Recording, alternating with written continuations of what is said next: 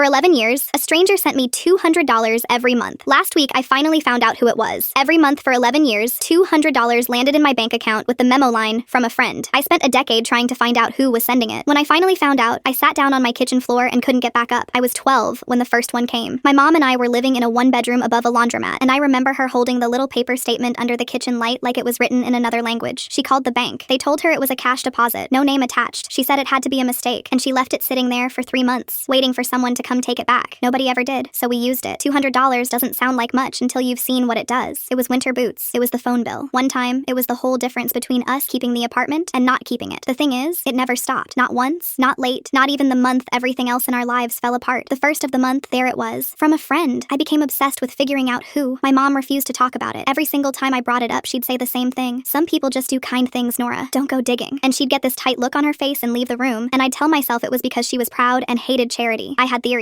My grandmother, maybe, but she'd been in a care home since I was 9 and didn't know what year it was. My mom's old boss at the diner until he moved to Arizona and the money kept coming anyway. Mostly, though, I thought it was my dad. He left when I was 7. Never called, never wrote, nothing. And this is the part that embarrasses me. For 11 years, I built an entire man out of $200 a month. I decided he was ashamed. I decided he was watching from somewhere, and this was the only way he knew how to say something. I got through my whole adolescence on that idea. When I graduated high school, I actually looked around the crowd for a man I wouldn't have recognized. The deposit stopped when I was 23. That was the same year my mom died. Ovarian cancer, 8 months from the diagnosis to the end. I told myself the two things weren't connected. I told myself whoever it was had probably read the obituary, figured I was grown, and closed the book. Last month, I finally cleared out her storage unit. It had been 4 years. I'd been paying for it the whole time, just so I wouldn't have to open the door. In the back, under her winter coats, there was a shoebox. Inside were 11 years of deposit slips, every single one, bundled by year with rubber bands that snapped when I touched them. And underneath those, her second job. I never knew she had one. Cleaning offices downtown, 3 nights a week, 11 to 4 in the morning. There were pay stubs going back to the year I turned 12. There was a little notebook where she'd worked out the math in pencil, what she made, what she could hide, what 200 looked like against a night's work. There was one page near the front, and I still can't read it without my hands shaking. She'd written that she couldn't put it in the household money, because then it just disappeared into the household. She wanted it to be mine, and she wrote that if I knew it came from her, I'd tell her to keep it, and I would have. She was right. I would have. The last line said she wanted me to grow up believing there was somebody out there who thought I was worth something, even when she was too tired to be that person herself. She let me spend 11 years thinking a stranger loved me. She let me spend 11 years thinking it might be my father. She stood in an empty office building at 2 in the morning with a vacuum cleaner so I could have a fantasy that kept me going, and she never once corrected me, because being loved mattered more to her than getting the credit for it. I got a tattoo 3 weeks ago, just small, on the inside of my wrist. It says, "From a friend."